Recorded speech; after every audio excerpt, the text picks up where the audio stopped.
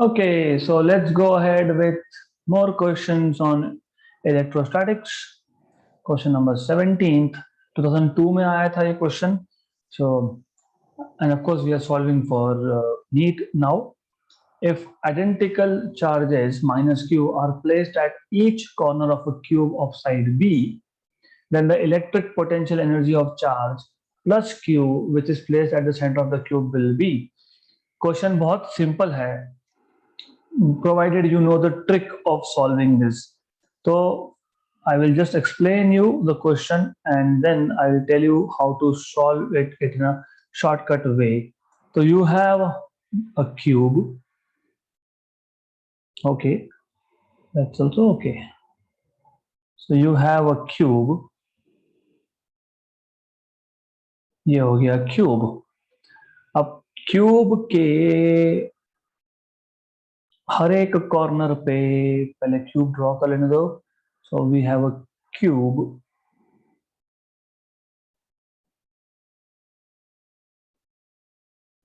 and on each corner of the cube you have charge minus q, minus q, minus q, minus q, minus q, and minus q, and minus q, and minus q. You are supposed to find out potential energy of charge plus q which is at the center of the cube. अब ये question अगर जो आपको potential energy का formula पता है, U is equal to 1 by 4 pi epsilon 0 summation over all pairs qi qj upon rij. ऐसा करने गए तो बहुत टाइम लगेगा, गलती भी होगी क्योंकि आप बोलोगे 8 कॉर्नर्स है, 1 2 3 4 5 6 7 8 and so on so forth, 6 7 and 8. तो Q1 Q2 ये सब करना का काम नहीं है, इजी है. इजी ऐसा है, first of all you should no कि हर एक कॉर्नर से सेंटर का डिस्टेंस सेम होता है और ये सेंटर का डिस्टेंस कैसे निकालते हो ये पता होना चाहिए. You have to know this. तो कैसे निकालोगे?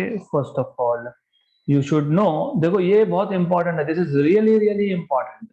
You should know how to find out what is the distance of any corner from the center of cube. तो एक काम करो, पहले जो बेस है बेस का डायगोनल निकाल लो. ये तो आना ही चाहिए अब, क्यों? क्योंकि ये साइड है B, ये साइड है B, तो ये जो बेस का डायगोनल है ये आ जाएगा √2b.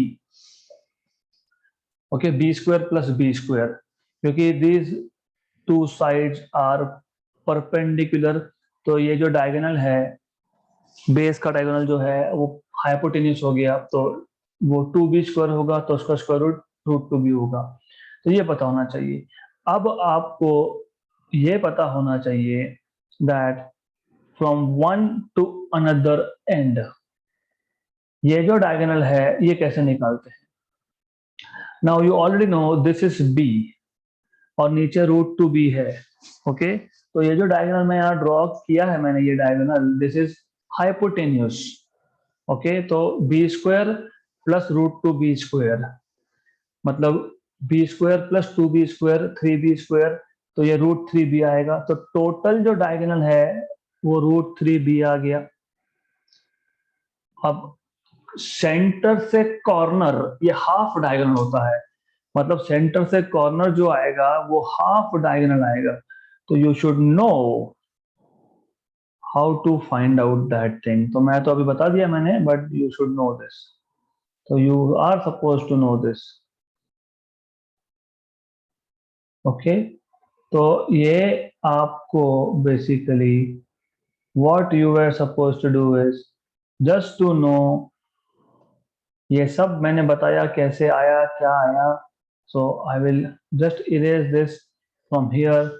What was important for you to know was what is distance of center from any corner, that is √3b by 2. तो ये डिस्टेंस आएगा आपके पास √3b by 2 क्योंकि ये हाफ द डायगोनल है. तो हमने क्या किया, पहले जो बेस है उसका डायगोनल निकाला, उसका डायगोनल और एक साइड यूज करके दो अपोजिट कॉर्नर्स ऑफ क्यूब, ये जो डायगोनल है वो निकाल लिया, उसका half will be one corner to centre distance, तो √3b/2। तो डिस्टेंस पता होना बहुत जरूरी है। Why you need to know distance? Because ultimately potential energy, अगर आपको याद होगा, इस work done, potential energy is work done is charge into potential at that point। मतलब सेंटर पे कितना पोटेंशियल है इनटू सेंटर पे जो चार्ज है वो, राइट। तो total potential at centre will be 8 times of each potential. क्यों? क्योंकि हर एक कॉर्नर पे चार्ज सेम है और हर एक कॉर्नर का डिस्टेंस भी सेम है।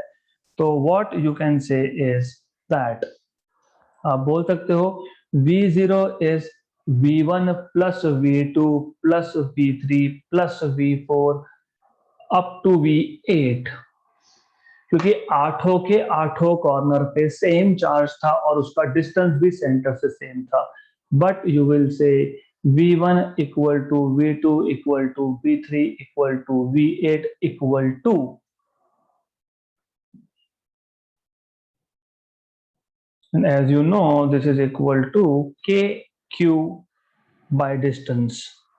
KQ by distance, डिस्टेंस तो वो अभी आपने फाइंड किया, कौन सा, √3b/2। तो you are well aware of distances, तो आपको डिस्टेंसेस तो पता ही है अब। यू नो दिस,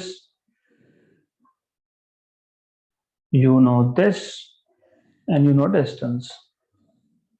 डिस्टेंस कितना, √3b/2।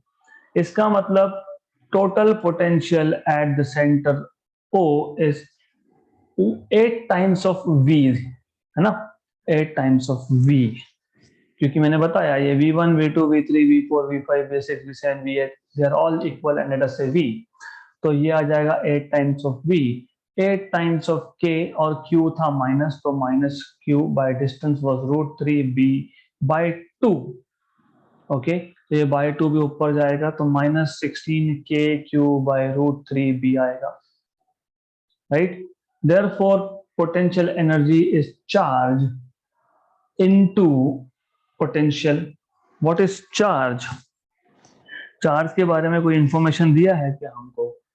चार्ज के बारे में प्लस क्यू बोला है, ठीक है, तो प्लस क्यू इंटू -16KQ/√3b, तो ये आ जाएगा आपका -K16Q²/√3b, but K is 1/4πε0 16Q²/√3b, right. This is what it is. तो ऐसा आपको सॉल्व करते जाना है ये। तो ये आ गया आपके पास 1 एंड 4, तो ये आ गया आपके पास -4Q²/√3πε0b। देखो ऐसा कुछ है क्या, -4Q²/√3πε0b, option number D, right. तो if your basics are clear, questions are not difficult, very simple। क्योंकि पोटेंशियल एनर्जी के दो अलग अलग फॉर्मूला हमने सीखे हैं। One is work done which is charge into potential at that point where you are keeping the charge. तो अब सेंटर पे हम चार्ज रख रहे हैं, तो सेंटर पे 8 कॉर्नर पे जो माइनस चार्ज है, नेगेटिव क्यू है, उसका पोटेंशियल होगा। उसका पोटेंशियल कैसे निकालते हैं, KQ/डिस्टेंस। तो पहले डिस्टेंस फाइंड करो, तो डिस्टेंस हमने √3/2 फाइंड कर लिया।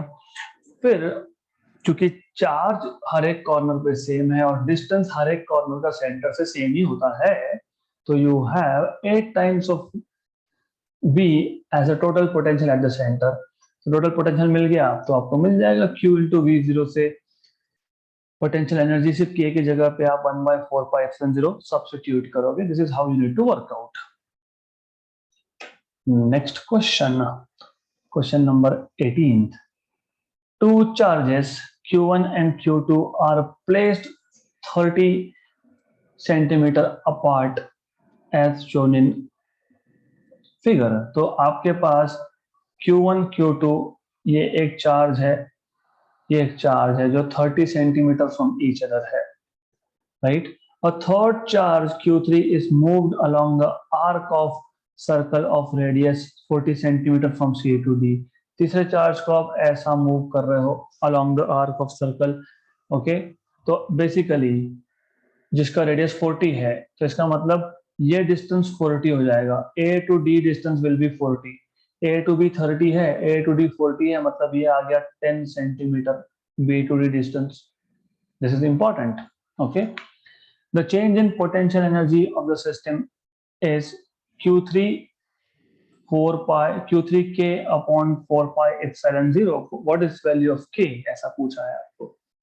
तो first of all change in potential energy मतलब final potential energy minus initial potential energy. Again how to find out potential energy, तो आपको पता होगा इनिशियल पोटेंशियल एनर्जी मतलब जब वो चार्ज Q3 C पॉइंट पे था, तो आपको मैंने बताया था कि पोटेंशियल एनर्जी कैसे फाइंड करते हो, okay. There are two methods again, वही एक Q इंटू वी का, या दूसरा मैंने आपको बताया था 1/4 पाई एप्सिलॉन 0। तीन चार्जेस है, ओके। तो आप बोलोगे Q1 Q3 by R13 initial plus Q2 Q3 by R23 plus Q1 Q2 by R12, है ना। ये इनिशियल पोटेंशियल एनर्जी की बात हो रही है। I don't want to do it this way, मैं ऐसा नहीं करना चाहता। मैं बोलूंगा इनिशियल पोटेंशियल एनर्जी मतलब charge Q3 and potential at point C। Potential at point C is due to potential of charge Q1 at C plus potential of charge Q2 at C. How do you find out potential? K. Q1 by distance. What is distance between A and C? कितना distance है A and C? 40 centimeter. 40 centimeter. How much is 40 centimeter in meter? 40 into 10 power minus 2, मतलब 0.4, okay. ये 0.4 आएगा plus के Q2 distance between Q2 and point C। Q2 and point C का distance कैसे निकालोगे? तो Q2 एंड पॉइंट C का distance using Pythagoras theorem निकालोगे। तो of course you should no कि ये 30 सेंटीमीटर है, ये 40 सेंटीमीटर है, तो ये 30 स्क्वायर प्लस 40 स्क्वायर का स्क्वायर रूट आएगा, मतलब ये आ जाएगा 900 प्लस 1600 2500 का स्क्वायर रूट मतलब 50। तो you should know that this is 50 centimetre, मतलब the distance that I will be writing here is 0.5 metre. तो के कॉमन, ऑलराइट। तो ये आ जाएगा आपके पास Q1 by 0.4 plus Q2 by 0.5. This is initial potential energy. Okay. Similarly, final potential energy will be Q3 into potential at D due to A and B. Right. तो आप बोलोगे यहाँ पे potential at point D is potential at point D due to Q1 plus potential due to charge Q2. अब as you can see over here, ये distance 40 है और ये डिस्टेंस 10 है। तो Q1 का डिस्टेंस 40 सेंटीमीटर है, तो के Q1 बाय 0.4 प्लस के Q2 बाय 0.1, ये आ गया पोटेंशियल एट डी, राइट। तो आपको potential at D plus potential at, मतलब basically you have what you have is, हम लोग क्या फाइंड कर रहे थे? हम लोग पोटेंशियल एनर्जी फाइंड कर रहे थे। तो पोटेंशियल एनर्जी कैसे फाइंड किया था हमने? You see how to find out potential energy. मैं एक काम करता हूं, I will just put this here, just a minute. Okay, तो initial potential energy is what? Is Q3 into Vc, potential at point C, that is Q3 into K, Q1 by 0.4 plus Q2 by 0.5. ये initial potential energy है. Similarly final potential energy Q3 into Vd है, that is Q3 के common Q1 by 0.4 plus Q2 by 0.1. तो delta U is U final minus U initial. Change in potential energy is final minus initial. So final potential energy, as you can see, is this.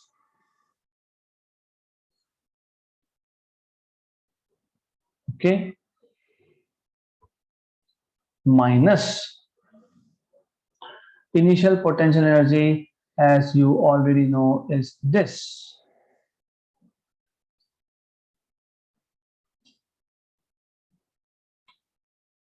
अब इसमें से क्या क्या common निकलता है वो निकाल लो.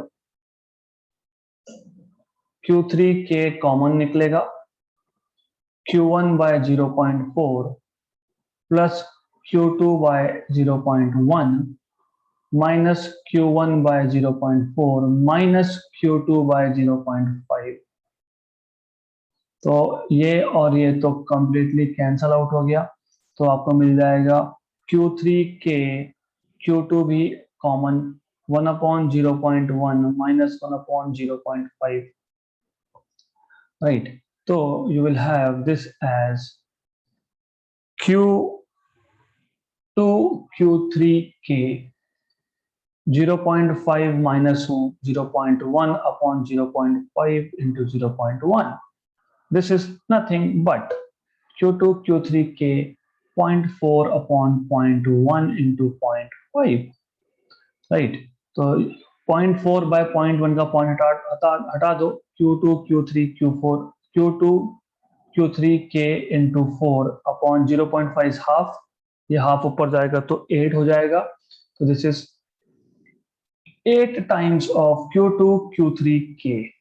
ओके, K आपको पता है 1/4 pi epsilon 0 है, तो this is 1/4 pi epsilon 0 Q2 into 8 Q3, right? और आपको क्या बोला है? आपको वही बोला है कि यहाँ पे, हाँ, ये कंफ्यूजन करते हैं लोग, यहाँ पे जानबूझ के स्मॉल के डाल दिया.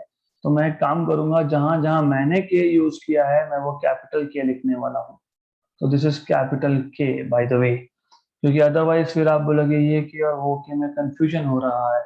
तो या तो आप एक काम करो, do not even write down K, because I will directly note write down 1/4 pi epsilon 0. Potential में जो कांस्टेंट के आता है वो 1/4 पाई इप्सिलॉन 0 आता है. तो मैं डायरेक्टली 1/4 पाई इप्सिलॉन 0 ही यूज करते जाऊंगा. तो that is a better thing to do. It will reduce the amount of confusion that we will have. So ऐसा it is always better. So I will not write down K. I will not write down K, but instead I will write down 1/4 pi epsilon 0. But that is a good question. It's a really good question. तो ऐसे questions आपको आने चाहिए solve करना, that is expected. तो जहां जहां पे के है बस वहां वहां पे मैं के हटा रहा हूं, और वहां वहां पे मैं 1/4 पाई इप्सिलॉन 0 लिख रहा हूं. That's all I am doing. Good. So this is how it is.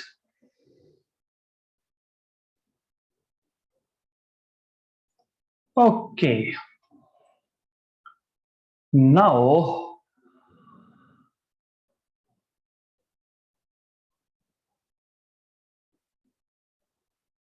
it is simple task.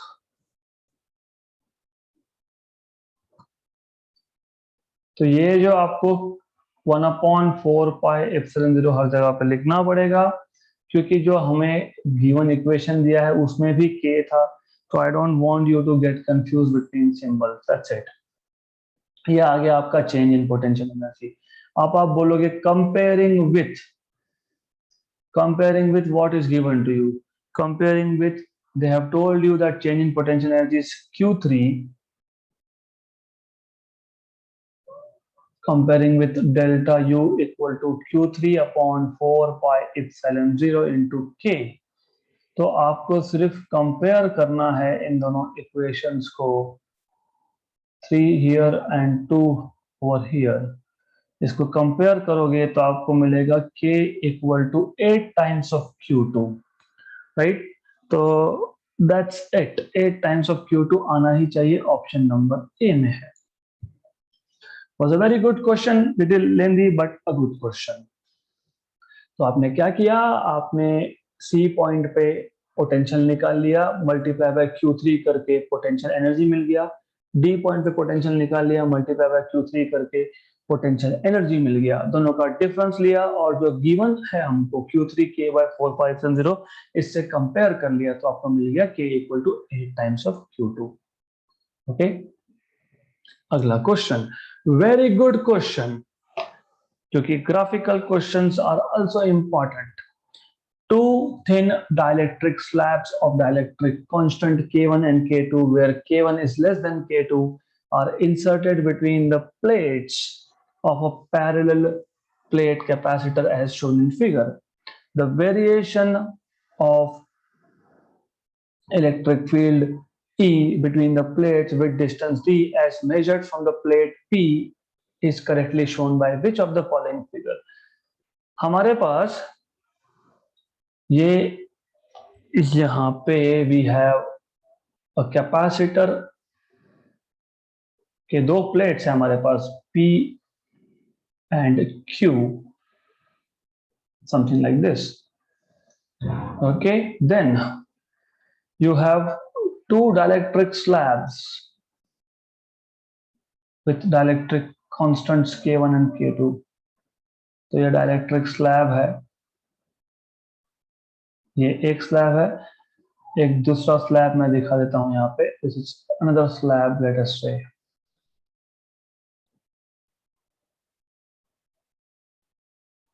ऐसा है। ओके, नाउ इसका डाइलेक्ट्रिक कांस्टेंट K1 है, इसका K2 है, और K1 is less than K2 ऐसा बोला है आपको, right. If you remember basic theory, अगर आपको बेसिक थियोरी याद होगा तो आपको एक क्वेश्चन सॉल्व करते आएगा, otherwise no. By the way, the distance between the two plates is d, distance between the two plates of the capacitor is d। okay, now if you plot graph of electric field against distance d, ये distance d है, where d is distance measured from plate P to plate Q, ये electric field है। अगर आपको basic theory याद है, मैंने आपको बताया था कि डाइलेक्ट्रिक स्लैब के अंदर पोलराइजेशन की वजह से अगर यहाँ पे पॉजिटिव चार्जेस है तो यहाँ पे नेगेटिव चार्जेस इंड्यूस होंगे, और यहाँ पे पॉजिटिव इंड्यूस होंगे। फिर यहाँ पे ऑब्वियसली नेगेटिव होगा, यहाँ पे पॉजिटिव होगा, और वापस से यहाँ पे नेगेटिव होगा। This is how it is. तो इंड्यूस चार्जेस होता है। And I told you one more thing, that electric field inside the dielectric slab is less compared to outside, क्योंकि outside air है और वहां पे polarization हुआ नहीं है। मतलब जहां जहां पे डाइलेक्ट्रिक स्लैब नहीं है वहां वहां पे इलेक्ट्रिक फील्ड की वैल्यू E होगी,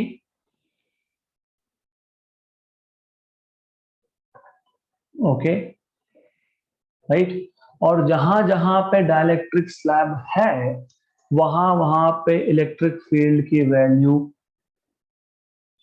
E माइनस E पोलराइजेशन होगा, क्योंकि there is electric field due to polarisation also. So जहां जहां पे डाइलेक्ट्रिक स्लैब है वहां पे electric field will be E minus something EP। यहाँ पे आपके पास डाइलेक्ट्रिक कांस्टेंट पहले स्लैब में K था, तो मैं बोलूंगा आई will call this as E minus EK1, और इसको बोलूंगा मैं E माइनस EK2, क्योंकि K2 dielectric constant K2 of slab 2। Question is actually oral, option number A is right answer, right. तो आप डिस्टेंस कहां से मेजर कर रहे हो? P से। तो आपने क्या देखा? P से पहले कुछ डिस्टेंस के लिए इलेक्ट्रिक फील्ड कितना है? E है। तो electric field up to certain distance is E, like this. फिर एक स्लैब आ गया जिसका डाइलेक्ट्रिक कांस्टेंट K1 है, तो इलेक्ट्रिक फील्ड कम हो जाएगा, क्योंकि inside the dielectric slab there is polarisation of charges of the opposite polarity. तो अंदर एक इलेक्ट्रिक फील्ड डेवलप होता है जो एक्सटर्नल फील्ड के अपोजिट डायरेक्शन में होता है, मतलब अंदर जो है वो इलेक्ट्रिक फील्ड कम होगा। मतलब जब तक डाइलेक्ट्रिक स्लैब है तब तक इलेक्ट्रिक फील्ड कम हो जाएगा। फिर पहला स्लैब खत्म, उसके बाद वापस एयर है, तो वापस इलेक्ट्रिक फील्ड E हो जाएगा, तो वापस इलेक्ट्रिक फील्ड आपका E हो जाएगा, राइट। अब इशू ये है कि जो सेकेंड स्लैब है उसका डाइलेक्ट्रिक कांस्टेंट K2 है और K2 ग्रेटर देन K1 है। तो डाइलेक्ट्रिक कांस्टेंट ज्यादा मतलब इलेक्ट्रिक फील्ड कम। क्यों? ये तो आपने सीखा ही है ना, electric field is electric field in air upon K। आप कैसे लिखते हो इलेक्ट्रिक फील्ड को? 1/4πε0K Q/r²। तो 1/K को अलग कर दिया तो 1/4πε0Q/r²। This is electric field in air. तो जितना डाइलेक्ट्रिक कांस्टेंट ज्यादा उतना इलेक्ट्रिक फील्ड कम। तो ये इनवर्स रिलेशन पता होना चाहिए आपको। मतलब K2 जो है ये डाइलेक्ट्रिक कांस्टेंट K1 के कंपैरिजन में ज्यादा है, मतलब इलेक्ट्रिक फील्ड उस स्लैब के अंदर कम होगा, इनवर्सली रिलेशन होता है। तो यहाँ पे थोड़ा ज्यादा इलेक्ट्रिक फील्ड में डिक्रीज मिलेगा, तो you will get little more decrease. Okay, तो थोड़ा सा इसको मैं चेंज कर देता हूं। तो ये electric field E was in air, उसके बाद डाइलेक्ट्रिक स्लैब चालू हो गया तो इलेक्ट्रिक फील्ड कम हो गया। फिर डाइलेक्ट्रिक स्लैब खत्म हो गया तो इलेक्ट्रिक फील्ड का वैल्यू वापस E आ गया। फिर दूसरा स्लैब चालू हो गया तो यहाँ पे इलेक्ट्रिक फील्ड तो बहुत कम हो जाएगा compare to first slab, because K1 is less than K2, right. Good. और वापस जब सेकेंड स्लैब खत्म हो गया तो उसके बाद वापस एयर है, तो वापस से यहाँ पे आपको ऐसा मिलेगा, right. This is what you are going to get. So this is what you expect.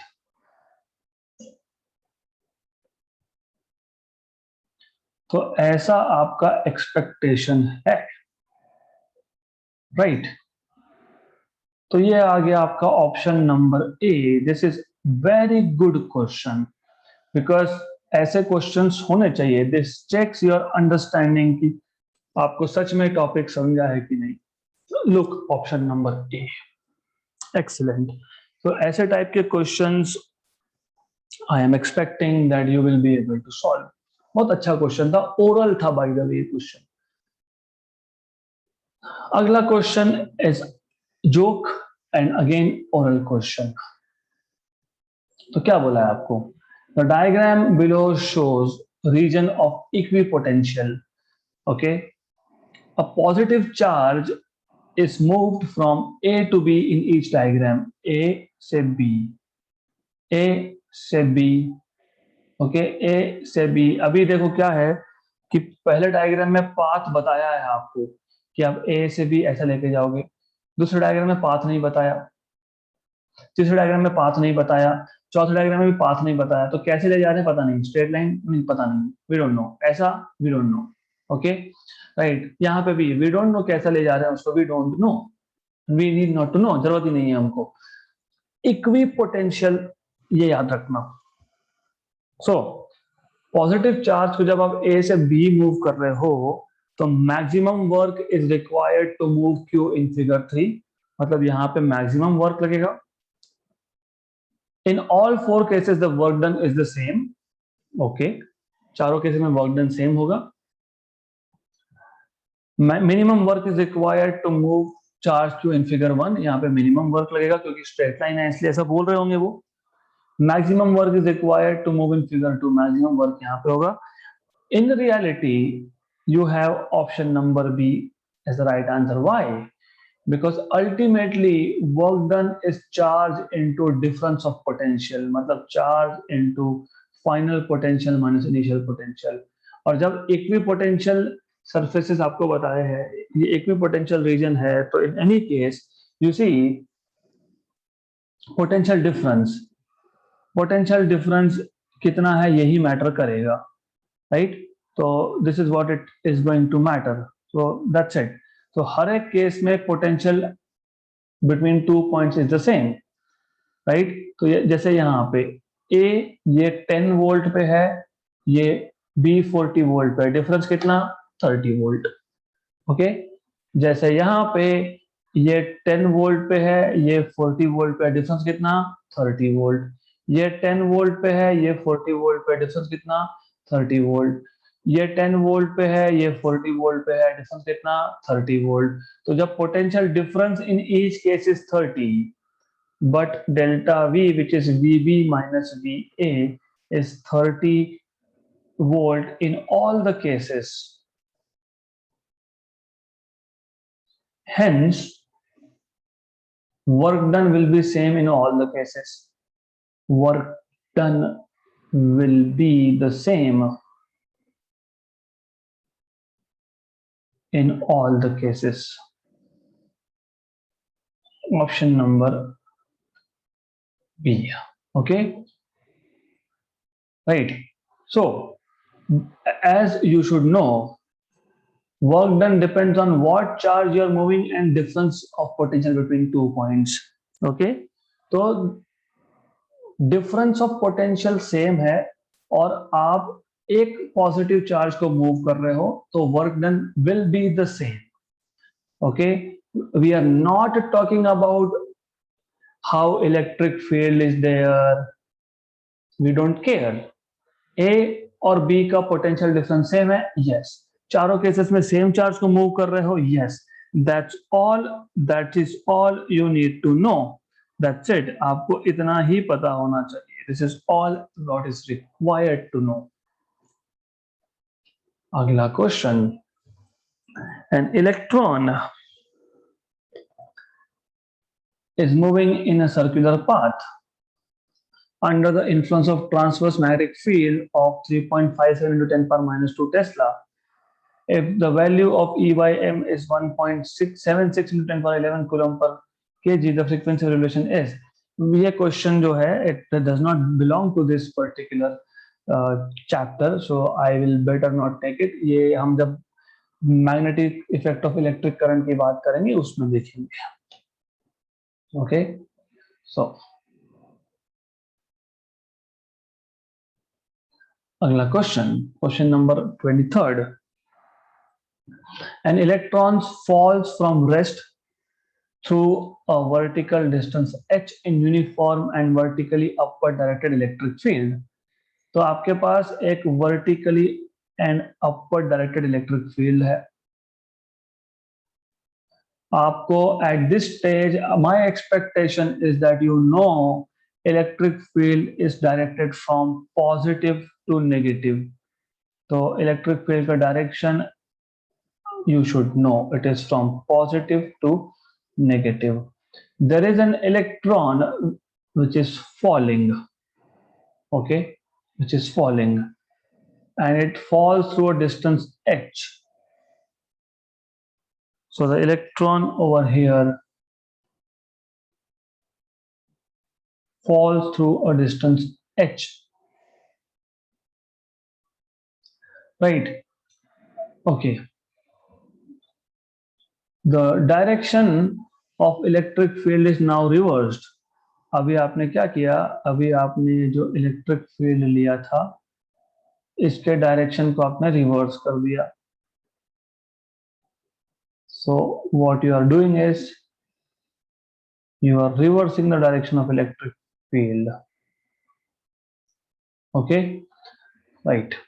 Keeping the magnitude same, a proton is allowed to fall from rest through the same vertical distance. The time of fall of electron in comparison to that of fall of proton is. तो यहाँ पे proton fall हो रहा है through some distance h. अब बोलोगे बीच में क्यों लिया, नीचे भी ले सकते हैं, तो सेम डिस्टेंस दिखाना है, that is what matters. तो what is the time of fall in comparison, ये important question है, you should know. S equal to ut plus 1/2 at square. S is h, u is 0, 1/2 a. अब acceleration निकालते आपको आना चाहिए. In both cases, you should know one thing. In this case, force is due to electric field. पता है ना, electric field है तो force will be due to electric field. What is force? Mass into acceleration. What is acceleration? QE by m. तो यहां पे आप लिखोगे QE by m into t square. This t is time of fall. Therefore, you will have t square equal to 2hm upon QE. Therefore, you will have t is equal to under root of 2hm by QE. Now, what is constant? H is constant. What is constant? E is constant, right? So, which implies T is proportional to mass by charge, right? So, time of fall of electron to that of proton is under root of mass of electron upon mass of proton. Okay, charge on proton upon charge on electron.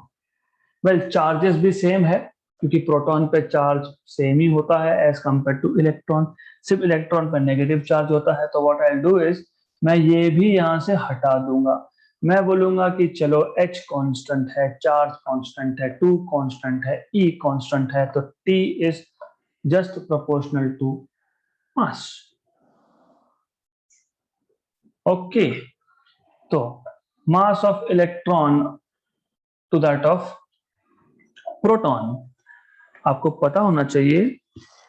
यहां पे question को solve करने का point ही नहीं है.